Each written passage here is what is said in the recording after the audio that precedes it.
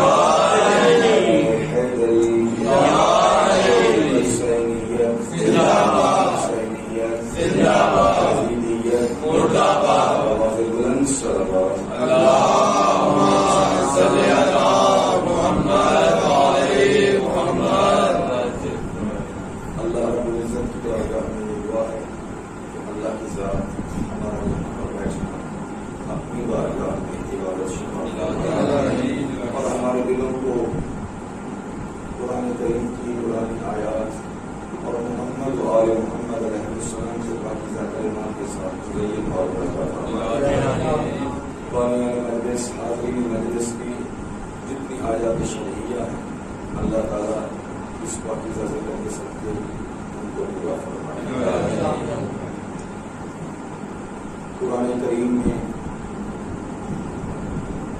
اللہ کی ذات نے ایک چھوٹی سی صورت کو نازل کر کے پوری بشریت کے لیے زندگی گزارنے کا طریقہ بتایا. اور سورت کا نام ہے سورت والعصر. سورت والعصر جس میں اللہ کی ذات انسانوں کو دو گروہوں میں تقسیم کر رہی ہے کہ انسان دو قسموں میں تقسیم ہوتے ہیں. ایک کو خاسرین کہا جاتا ہے اور دوسرے کو رابحین کہا جاتا ہے. والعصر ان الانسان لفی خسر. قسم ہے زمانے کی، قسم ہے نماز عصر کی، کیونکہ عصر کے بارے میں مختلف تفاسیر آئی ہیں، لیکن وہ سب کی سب تفاسیر جو بھی اس کا معنی لیا جائے یہاں پہ درست بیٹھتا ہے. اور قرآن کریم کا معجزہ یہی ہے، اللہ بہتر جانتا ہے کہ قرآن میں کتنے گوہر موجود ہیں جو قیامت تک منکشف ہوتے رہیں. کتنے گوہر ہیں جو منکشف ہوتے رہیں گے. فخر الدین رازی صاحب نے سورہ حمد کی کسی آیت میں ایک آیت کے بارے میں چند لاکھ احتمال دیے. چند لاکھ احتمال دیے کہ اس آیت کا یہ بھی معنی ہو سکتا ہے، یہ بھی معنی ہو سکتا ہے، یہ بھی معنی ہو سکتا ہے. ٹھیک ہے، چند لاکھ احتمال بنتے اور سب کے سب ٹھیک ہے، سب کے سب ٹھیک ہے. اور وہاں پر مولا علی علیہ السلام کا فرمان سمجھ میں آتا ہے، نور لا یطفیٰ. قرآن ایک ایسا نور ہے جو خاموش ہونے والا نہیں ہے. قرآن ایک ایسا نور ہے جو کبھی خاموش ہونے والا نہیں ہے. اللہ نے زمانے کی قسم کھا کر، امام عصر کی قسم کھا کر، وجہ تو ہے کیا ارشاد فرمایا، ان الانسان لفی خسر. تمام کے تمام انسان کھاتے الا الذین آمنوا وعملوا الصالحات وتواصوا بالحق وتواصوا بالصبر. مگر وہ لوگ کہ جو ایمان کی دولت سے مالا مال ہیں، جو عمل صالح کی دولت سے مالا مال ہیں، وتواصوا بالحق، ایک دوسرے کو حق کی وصیت کرتے رہتے ہیں، وتواصوا بالصبر، اور حق بات کہنے پہ جو مصیبت آتی ہے اس پہ صبر کرتے ہیں. تو یہاں پر سوال پیدا یہ ہوتا ہے کہ خاسرین اور رابحین ہیں. خاسر کس کو کہا جاتا ہے؟ رابح کسے کہا جاتا ہے؟ خسارہ اٹھانے والا کون ہے؟ نفع اٹھانے والا کون ہے؟ آیت اللہ حسین استاد گنجی کی یہ معروضہ آپ کے سامنے عرض کر رہا ہوں. انہوں نے بڑا پیارا جملہ فرمایا. انہوں نے کہا ہر وہ انسان، توجہ ہے ہر انسان کہ اللہ نے انسان کو جس مقصد کی خاطر خلق فرمایا، اگر وہ اسی مقصد کی خاطر زندگی گزار رہا ہے اور اگر اسی سفر کو طے کر رہا ہے جس سفر کے طے کرنے کا اللہ نے حکم دیا ہے، تو وہ انسان گھاٹے میں نہیں ہے بلکہ وہ شخص نفع اٹھانے والوں میں سے ہے. اور جو شخص اپنی زندگی کے مقصد کو بھلا دیتا ہے وہ سب سے بڑا گھاٹا اٹھانے والا ہے. اور یہاں پر وہ روایت لاتے ہیں مولا علی علیہ السلام کی، جو پڑھی ہے محمد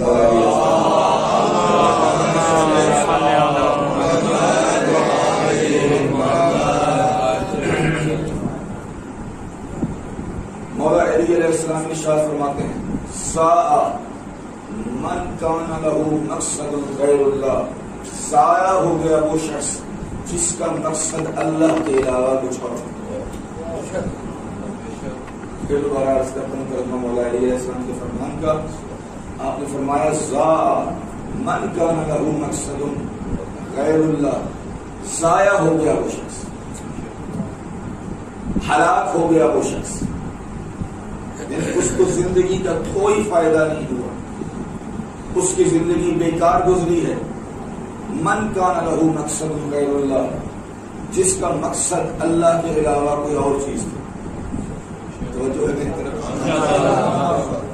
جس کا مقصد اللہ کے علاوہ کوئی اور چیز تھی. ہم بعض اوقات جب خلقت انسان کا مقصد بتاتے ہیں تو کبھی عبادت بتاتے ہیں، کبھی دین بتاتے ہیں، کبھی محمد والے محمد کی محبت بتاتے ہیں. یہ سب راستے ختم ہوتے ہیں اللہ کی ذات.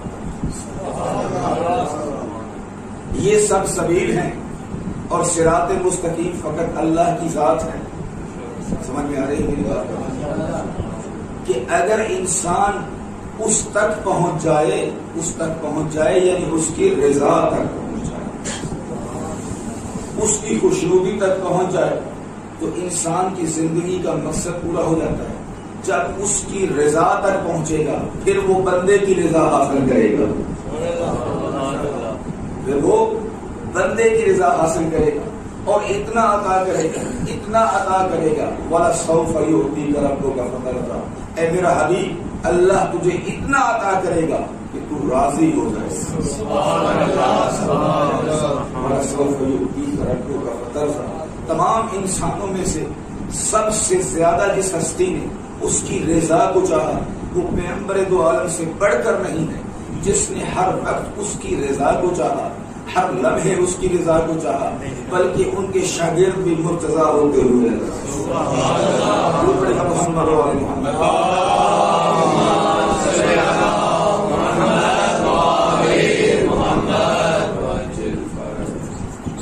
تو لہذا انسان کا مقصد یہ ہے کہ وہ اللہ کو راضی کرے، وہ اللہ تک انسان جو ہے وہ اللہ تک پہنچے. جب اللہ تک پہنچنا ہے تو یہ سب وسیلے ہیں.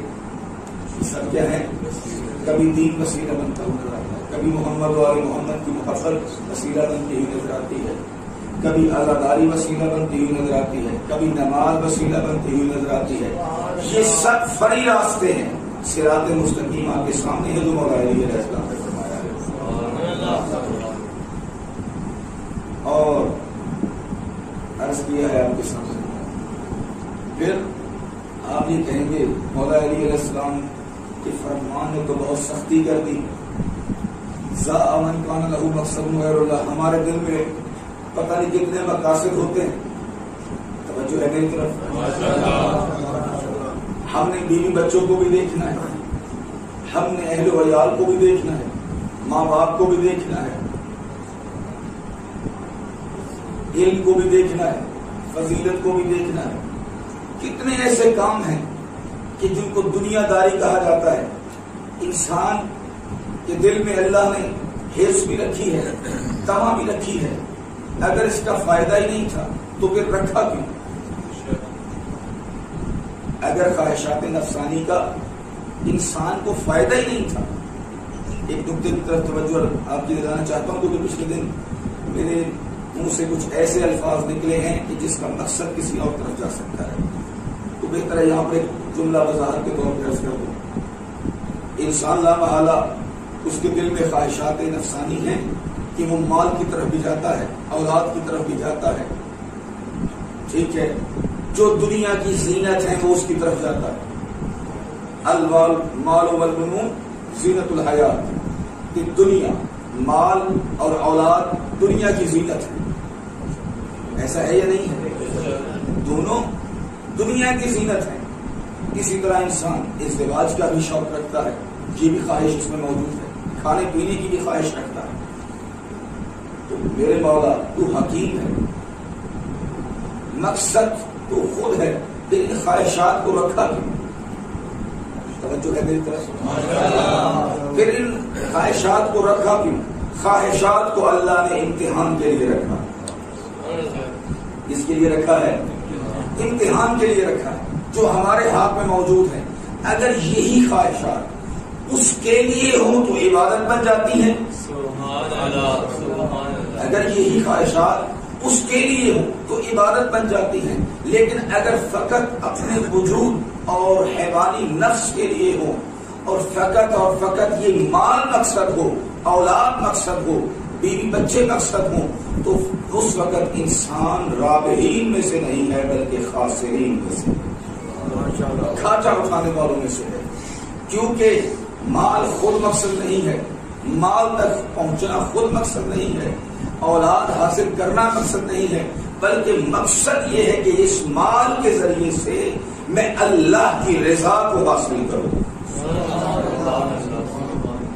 کیا حاصل کروں؟ اللہ کی رضا کو حاصل کروں. اور اولاد کا مقصد کیا ہے؟ ایسی صالح اور پاکیزہ اولاد معاشرے کو دے کے جا جو تیرے بعد صدقہ جاریہ قرار پائے. ہر چیز کا اجر ختم ہو جاتا ہے مرنے کے بعد، لیکن رسالت گرامی قدر ارشاد فرماتے ہیں بعض چیزیں ایسی ہیں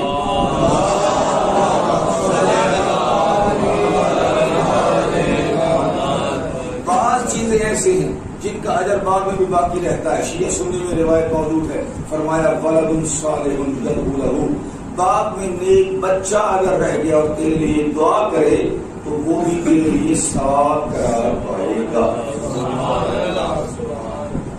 چاہے وہ نماز کی شکل میں ہو، چاہے وہ اداداری کی شکل میں ہو. اور ہمارا حق یہ بنتا ہے اپنی اولاد کو ویسے نصیحت کر کے جائیں جیسے انبیاء کرتے ہوئے، جیسے انبیاء کرتے ہوئے. قرآن کریم پڑھے کہ انبیاء کی نصیحتیں کیا تھی. ماشاءاللہ سب صاحبان فضل اور علم ہیں، وہ یہ کہتے ہوئے گئے کہ اگر دنیا سے جانا وَلَا تَمُوتُنَّ إِلَّا وَأَنْتُمْ مُسْلِمُونَ، یہ آیت ہے، یہ آیت کا مضمون ہے کہ اگر دنیا سے جانا، مسلمان دنیا سے جانا، تو اس کا مطلب نبی بھی اپنی اولاد کے بارے میں فکر مند ہوتے تھے کہ میری اولاد مسلمان دنیا سے جائے. تو یہاں پر جملہ عرض کروں گا، جب نبی کو اپنی اولاد کے مسلمان ہونے کا خطرہ ہے، آگے جملہ حذف کرنا بہتر ہوگا. خود پڑے گا محمد والے محمد کی.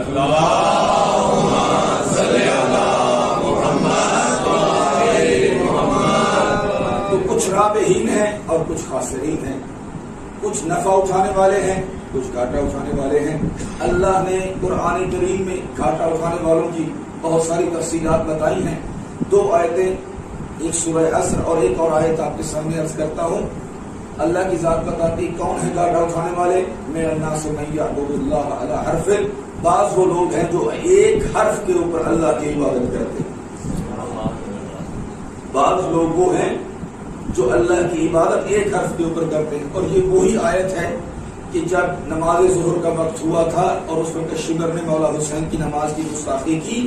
اب مولا حسین کے صحابی جناب زہیر تھے یا جناب حبیب بن مظاہر تھے، انہوں نے شمر کے بارے میں یہی آیت پڑھی تھی کہ تو وہ ہے کہ جس کے بارے میں اللہ یہ کہتا ہے کہ کچھ لوگ وہ ہیں جو ایک حرف کے اوپر ایک بات کے اوپر اللہ کی عبادت کرتے ہیں، اگر ان کو اللہ کی طرف سے اچھائی ملے تو خوش ہو جاتے ہیں، لیکن جب ہی ان کے اوپر امتحان آتا ہے انقلابہ تو دین سے منہ موڑ لیتے ہیں،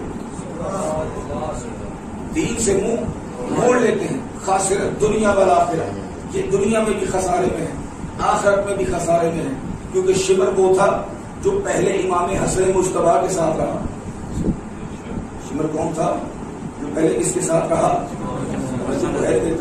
جو پہلے امام حسن مجتبی کے ساتھ رہا، بعد میں یہ خوارج میں سے ہوا، گویا کہ اس کا دین مال تھا۔ توجہ تو ہے نا میری طرف؟ اس کا دین کیا تھا؟ مال تھا۔ جب تک مال ملتا رہے دین اچھا ہے، اور جب مال ملنا بند ہو جائے اللہ کی ذات سے تو دین ختم ہو جائے۔ اور اسی نقطے کی طرف مولا حسین علیہ السلام نے اپنے خطبوں میں اشارہ فرمایا الدین لائق علی السنتہم، دین لوگوں کی زبانوں کی چہنی ہے۔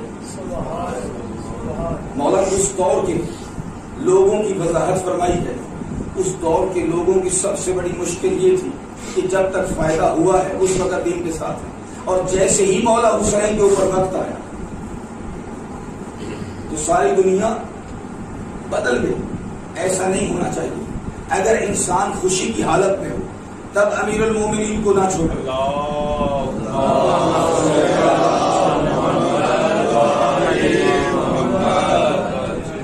صبر کرنے والا اس کو کہا جائے گا۔ خوشی ہو یا آسانی ہو یا مشکل ہو، وہ ہر وقت میں نہ خدا کو چھوڑے نہ محمد والے محمد کو چھوڑے۔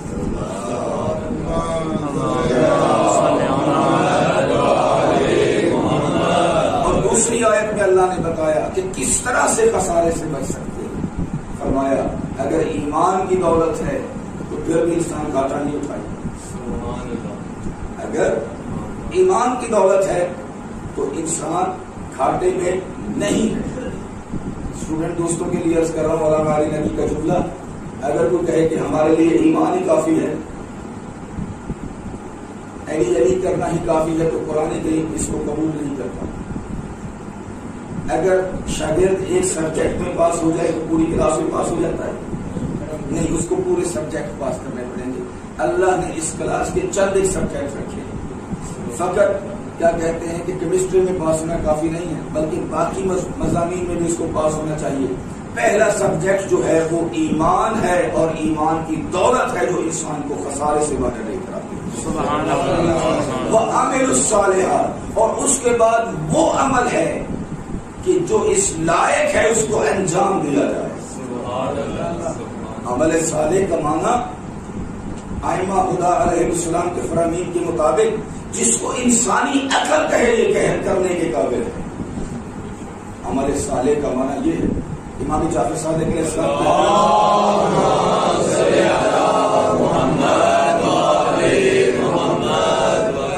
کبھی سے بہت تیزی سے گزر رہا ہوں، آپ نے ارشاد فرمایا ہر وہ چیز جو انسان کے فائدے میں تھی اللہ نے اس کا حکم دیا ہے، اور ہر وہ چیز جو انسان کے نقصان میں تھی اس کو اللہ نے حرام قرار دیا۔ وَتَوَاصَوْا بِالْحَقِّ وَتَوَاصَوْا بِالصَّبْرِ، اور صبر، سمجھے بھی صحیح، حق کو سمجھے بھی صحیح، حق پر عمل بھی کرے، حق کی طرف دعوت بھی دے۔ یہ ہے وَتَوَاصَوْا بِالْحَقِّ، یہ ہے وَتَوَاصَوْا بِالْحَقِّ۔ امر بالمعروف کا معنی یہ ہے حق کی طرف جانا، حق کو قبول کرنا، حق پر پوری زندگی عمل کرنا۔ پہلے حق کو زندگی میں سمجھ حق کیا ہے کیا، اس کے بعد اس کے اوپر عمل کر۔ کائنات کا سب سے بڑا حق ہے اللہ کی ذات، اس کے بعد اس کے نمائندے ہیں، اور رسالت مات کے بعد سمجھ نہ آئے تو خود رسالت مات سے پوچھ کہ آپ کے بعد حق کیا ہے، تو مشہور روایت ہے شیعہ سنی کی، الحق مع علی وعلی مع الحق، علی حق کے ساتھ ہے، حق علی کے ساتھ ہے، اور امیر المومنین ایسے مجسم حق ہے کہ حق بھی ان کے پیچھے جاتا ہوا نظر آتا ہے۔ اللہم اگر حق کا ہے سمادار علی، اے اللہ حق کو ادھر پھیر دے جدھر علی جائے۔ نعرہ حیدری اگر زندگی میں حق دیکھنا ہے تو جناب علی اکبر کی زندگی کو دیکھیں. جناب علی اکبر علیہ السلام کی زندگی کو دیکھیں. جوانوں کے لیے آئیڈیل زندگی ہے حضرت علی اکبر علیہ السلام. اللہ نے حضرت علی اکبر کو فقط جمال ہی عطا نہیں کیا تھا. توجہ تو ہے نا میری طرف؟ فقط جمال ہی عطا نہیں کیا تھا، بلکہ یوں کہوں جس آئینے میں پیغمبر کا ظاہر بھی نظر آئے اور باطن بھی نظر آئے اس کو علی اکبر کہتے ہیں. جس میں پیغمبر کا ظاہر اور باطن بھی نظر آئے، خلق نظر آئے تب پیغمبر ہے، خلق نظر آئے تب پیغمبر ہے. اور اسی لیے مولا حسین علیہ السلام نے جب آپ کو مقتل کی طرف روانہ کیا، مسائل کی پڑھا، صرف جناب علی اکبر کی سیرت پر تیزی سے چند ایک جملے عرض کرنا چاہتا ہوں. آپ نے اللہ کو گواہ بنا کے یہ دعا کی کہ اے میرے مولا گواہ رہنا، میں اس جوان کو بھیج رہا ہوں تیری بارگاہ میں جو صورت میں بھی تیرے نبی کے مشابہ ہے، خلقن و خلقن و منطقن، جو جسمانی قد و قامت میں جمال محمدی دیتا ہوا نظر آتا ہے. سبحان اللہ سبحان اللہ. اور خلقن اور اپنے وجود باطنی میں جلال محمدی کی تصویر ہے، صفات محمدی کی تصویر ہے. منطقاً حتیٰ کہ جس کا بول اور جس کا بولنا محمد والا بولنا ہے. اور اسی وجہ سے جناب علی اکبر کو شاید آپ نے کربلا والے دن، حالانکہ مولا کے جو صحابی ہے حجاج ابن مسعود کو آپ کا مؤذن تھا، لیکن آج کہا کہ آج تم اذان نہیں دو گے بلکہ صوت محمدی اذان دے گی. صوت محمدی اذان دے گی تاکہ کائنات والوں پر، لشکر یزید پر حجت تمام ہو جائے. دیکھو تو صحیح تم جنگ کس کے ساتھ کر رہے ہو. یہ جنگ میرے ساتھ نہیں بلکہ محمد کے ساتھ جنگ ہے. یہ جنگ میرے ساتھ نہیں بلکہ اللہ کے ساتھ جنگ ہے. اللہ نے جناب علی اکبر کو جیسے جمال عطا کیا، آج کے جوانوں کے لیے سوچنے کا مقام ہے کہ اگر جمال حاصل ہو جائے تو اس جمال کو بچانا کیسے ہے. 18 سال کا کیونکہ روایات مختلف ہیں، بعض روایات میں 28 سال بھی کہا گیا ہے، لیکن معروف جو ہے شیخ مفید رحمۃ اللہ علیہ نے جس قول کو ذکر کیا ہے آپ کا صرف 18 سال.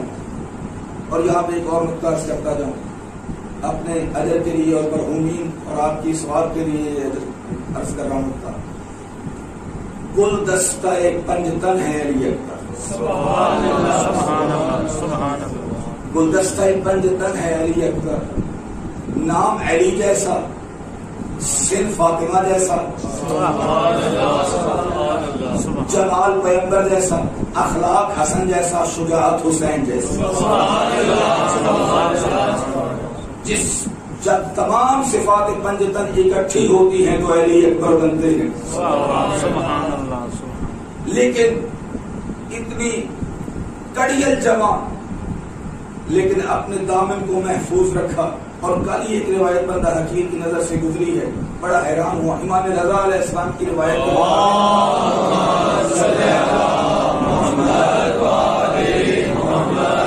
جو تو ہے میری طرف تھوڑا سا آگے تشریف لے آئیے گا، کسی مشکل کی شادی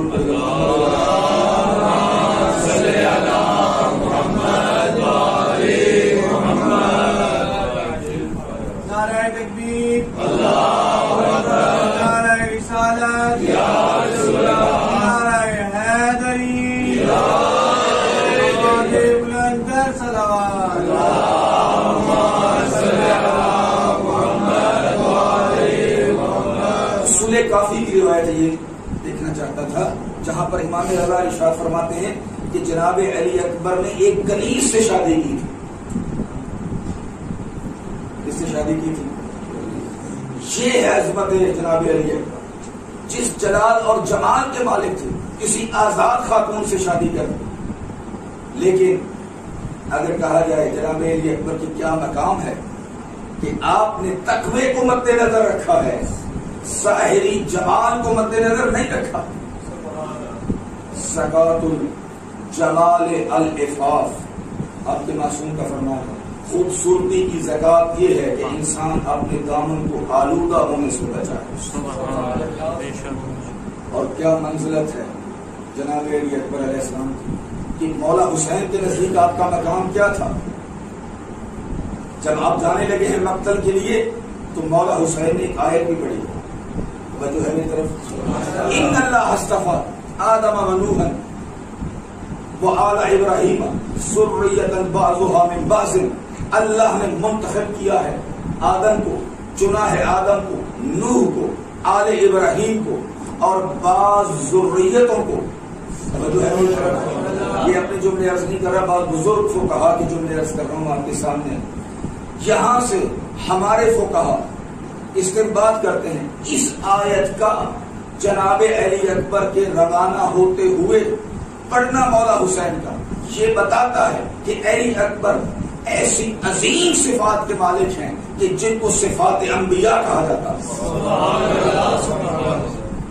صفات انبیاء کہا جاتا ہے. ورنہ یہاں پر اس آیت پڑھنے کا کوئی مقصد ہی نہیں تھا.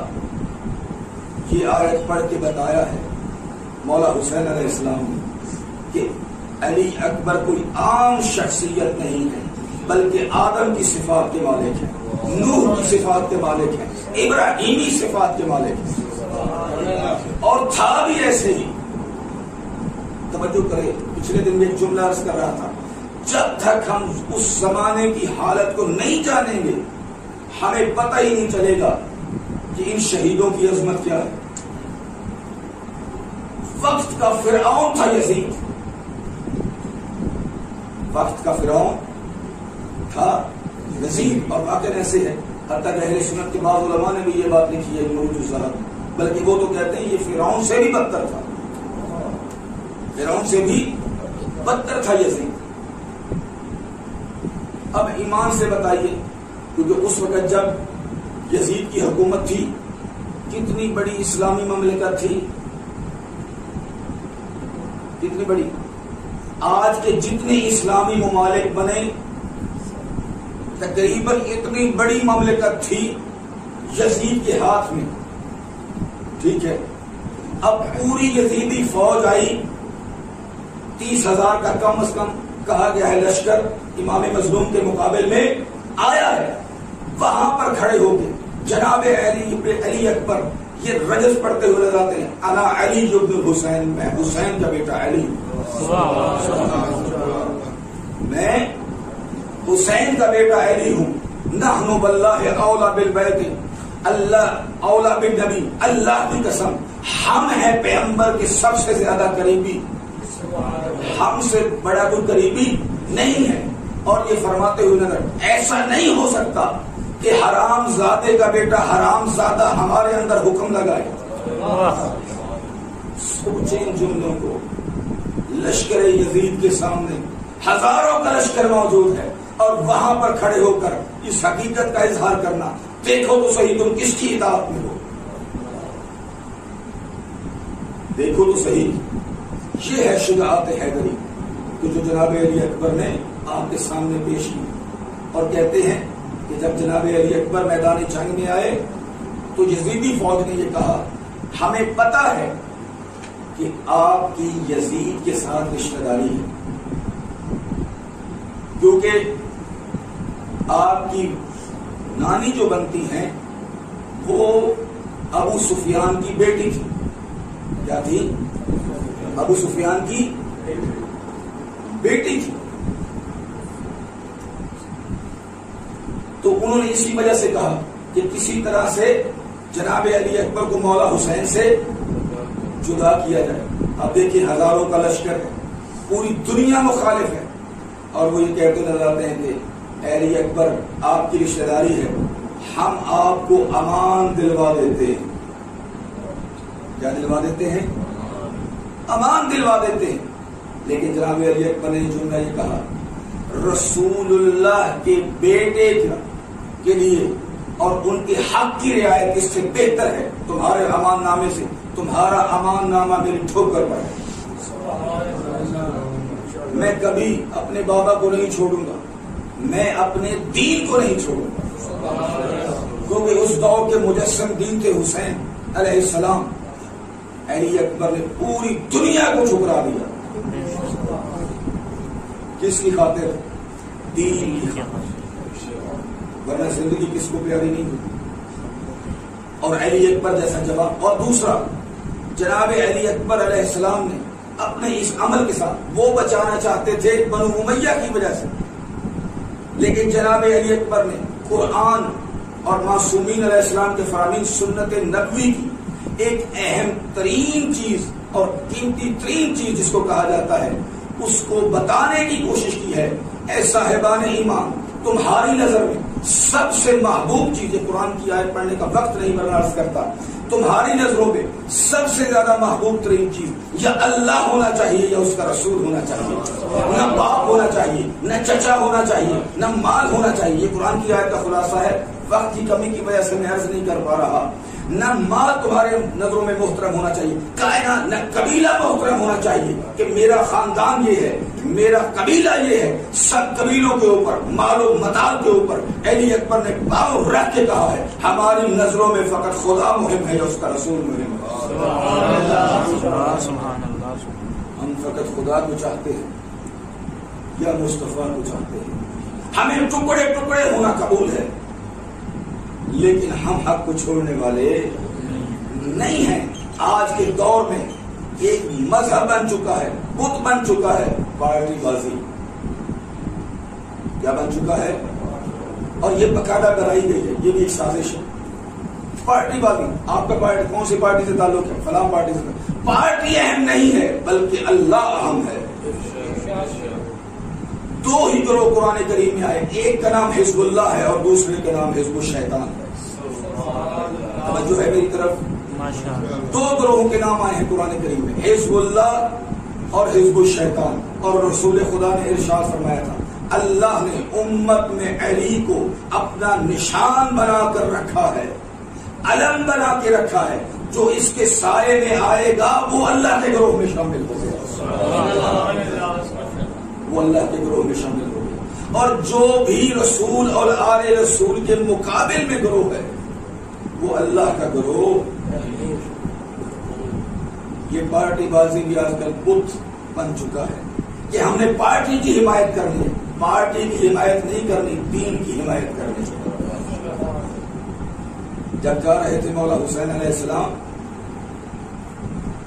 جناب علی اکبر کا کمال ادب, یہ بھی کمال ادب. اسماعیل علیہ السلام کا کمال ادب قرآن نے بتایا اور علی اکبر علیہ السلام کا ادب کربلا نے بتایا.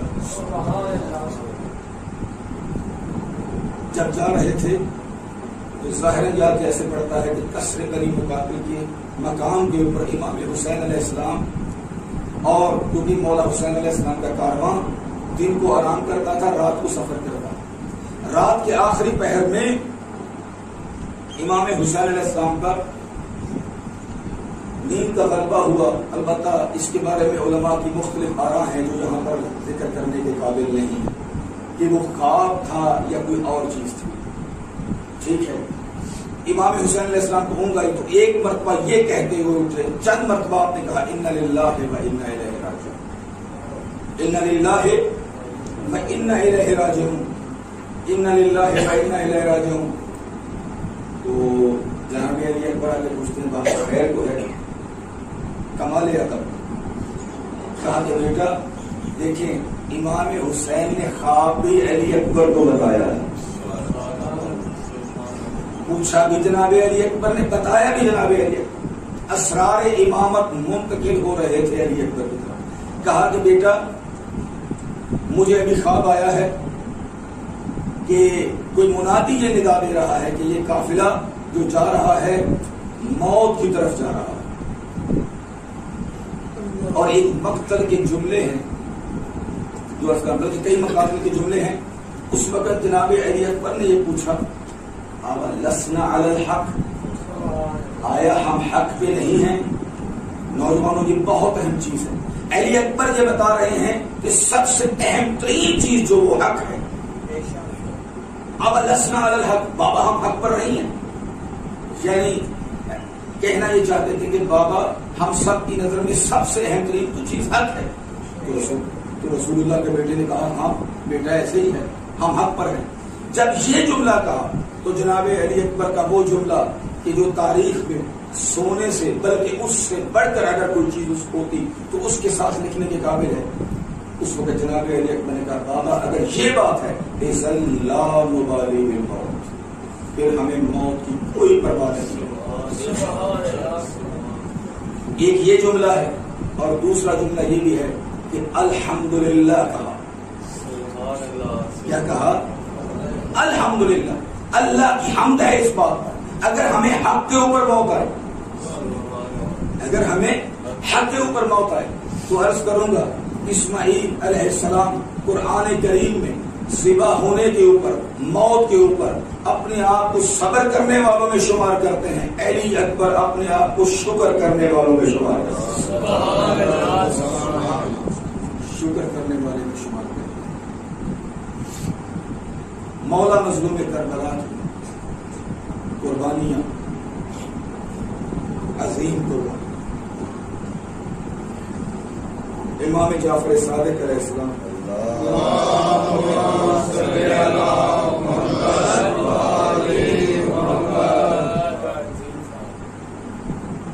معذرت چاہتا ہوں کہ آج مجلس کچھ دیر شروع ہوئی ہے تو 5 منٹ آپ کے زیادہ ہوں گے.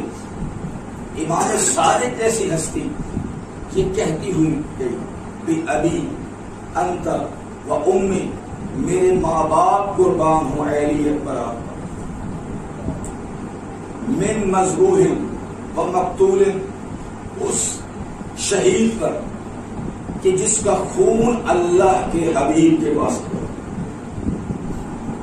جس کا خون اللہ کے حبیب کے پاس گیا. اور پھر یہ کہتے ہیں یہ زیارت جناب علی اکبر کے جملے ہیں جو امام صادق علیہ السلام نے آپ کے سامنے عرض کر رہا ہوں. اور پھر یہ کہا کہ میرا سلام ہو اس شہید کے اوپر کہ جس کے جانے کے بعد حسین کو سکون نصیب نہیں ہوا.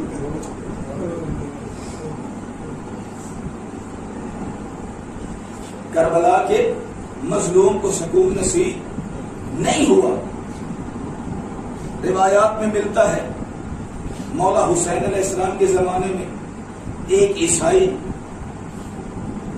اس کو خواب میں رسالت مام ملے اور حضرت عیسیٰ ملے اور حضرت عیسیٰ نے یہ کہا اسلم علی ید محمد، محمد کے ہاتھ پر اسلام قبول کر، محمد کے ہاتھ پہ اسلام قبول کر.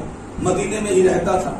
آیا مسجد میں، تمام اصحاب جانتے تھے کہ یہ نصرانی ہے. پوچھا کہ کیسے آنا ہوا تو اس نے اپنا خواب ذکر کیا. اللہ کا کرنا ایسا ہوا کہ زہرا کا فرزند بھی وہاں پر آ گیا.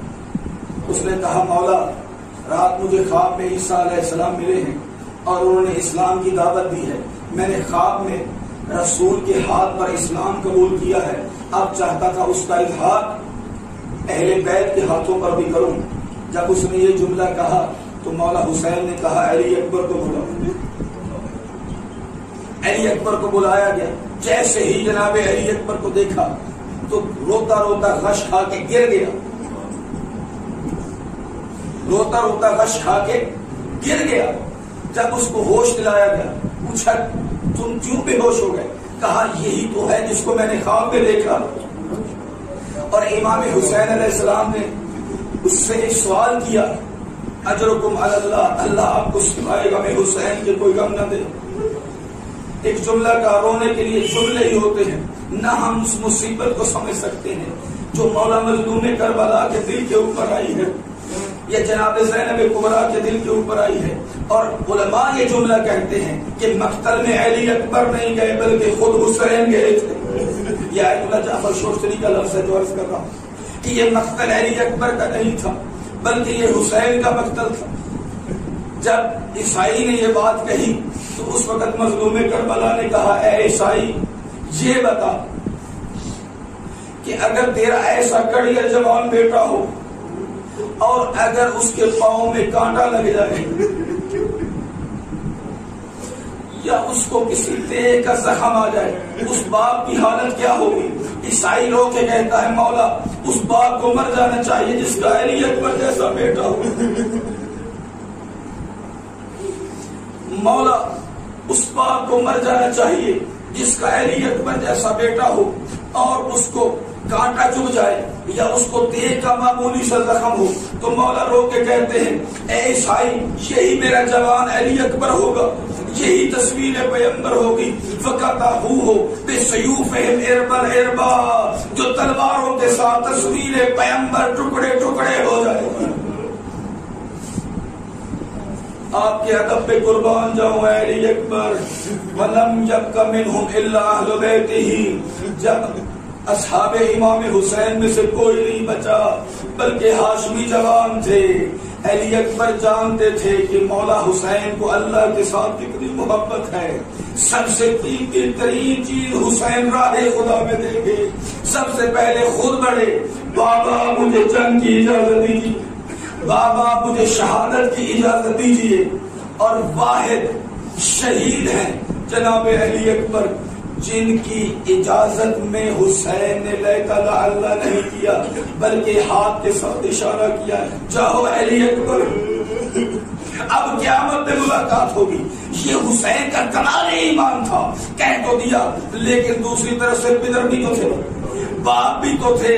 روایت میں یہ جملہ ملتا ہے بے اختیار آنکھوں سے آنسو برسنے لگے، اور مولا کی ایسی حالت تھی، جناب سکینہ یہ کہتی ہے 3 منازل میرے بابا کے اوپر ایسی آئی کہ ایسے محسوس ہوتا تھا کہ میرے بابا کی روح پرواز کر جائے گی۔ ایک وقت وہ تھا کہ جب علی اکبر نے اذن شہادت مانگا، جب شہادت کے لیے اجازت مانگی، اور یہی وہ واحد شہید ہے جن کو مولا حسین نے کہا علی اکبر جانے تو لگے ہوں مقتل میں، جانے سے پہلے پھوپھیوں ماؤں سے الوداع کرو، پھوپھیوں اور ماؤں سے الوداع کرو۔ اب آئے جناب علی اکبر خیموں میں، اب یہ روایت کا جملہ ہے مقتل مکرم کا، جب آئے علی اکبر گویا کہ علی اکبر کعبہ تھے اور سب بیویاں طواف کر رہی تھی، یوں دیکھنا میں ہی تمام نے حالہ ڈال لیا، اور وہ کیا کوئی کہتی تھی ارحم علی غربتنا علی اکبر، ہماری غربت کے اوپر رحم کرو، کوئی کہتی تھی با محمدہ۔ روایت کے جملے ہیں 7 مرتبہ خیمے کا پردہ اٹھا بھی صحیح، جب علی اکبر جانا چاہتے کوئی بھی دامن پکڑ کے پیچھے کھینچ لیتی، اے علی اکبر ایک مرتبہ واپس آؤ، ہم آپ کا بوسہ لینا چاہتے ہیں۔ لیکن دامن کا لفظ یہ بتاتا ہے کہ کوئی بڑی سن والی بیوی نہیں تھی، یقیناً کوئی چھوٹی سی بچی تھی جس کا ہاتھ دامن کو پہنچتا تھا اور کہتی ہوگی اے علی اکبر میرا سن اتنا نہیں ہے، میرا قد اتنا نہیں ہے، آپ کے رخسار کو بوسہ دو، مجھے اپنے قدموں کا بوسہ دے۔ جناب علی اکبر نے بیویوں سے الوداع کیا، اس کے بعد آئے بھی امام کے پاس، غشی کی حالت تھی۔ ادب علی اکبر، جناب علی اکبر نے جناب سجاد کو اٹھایا نہیں بلکہ اپنے رخسار کو امام زین العابدین کے قدموں کے ساتھ ملنا شروع کیا اور گریہ کر رہے ہیں جناب علی اکبر۔ جب آنسوؤں کے ساتھ بیمار امام غشی سے باہر آیا تو رو کے کہتے ہیں علی اکبر بھائی کیوں رو رہے ہو؟ کہا کہ اے بھیا سجاد بابا تنہا رہ گئے، مسلم چھوڑ گئے، ابھی ابن مظاہر چلے گئے، اب کوئی نہیں ہمارے بابا کی مدد کرنے والا، بھیا اب میں مقتل کی طرف جا رہا ہوں۔ گویا کہ کہنا چاہتے تھے اے سجاد بھائی آپ بازار شام کے جہاد کو مکمل کیجیے، میں مقتل کے جہاد کو مکمل کرتا ہوں۔ جب گئے میدان کی طرف، مختصر کرتا ہوں، میدان میں گئے اور شجاعت علوی اور حسینی دکھائی، 200 یزیدیوں کو فنار کیا، لیکن ایک کو مرحلہ آیا، ایک یزیدی یہ کہتا ہوا گیا جب تک علی اکبر کے بابا کو حسین کو علی اکبر کے غم میں مبتلا نہ کروں میرے اوپر تمام عرب کے گناہ ہوں، اگر ان کے بابا کو علی اکبر کے غم میں مبتلا نہ کروں۔ وہ ظلم کی پرچھی لگی علی اکبر کو، کہنا آسان ہے سمجھنا مشکل ہے. یہ برچھی علی اکبر کے سینے پہ نہیں تھی بلکہ ان دو ماؤں کے سینے میں تھی جنہوں نے بڑی مشکل سے علی اکبر کو پالا تھا. اور کہتے جب جناب علی اکبر کو برچھی لگی مولا میں یہ طاقت نہیں رہی, اپنے باہوں کو آپ نے گھوڑے کے گلے میں ڈال لیا.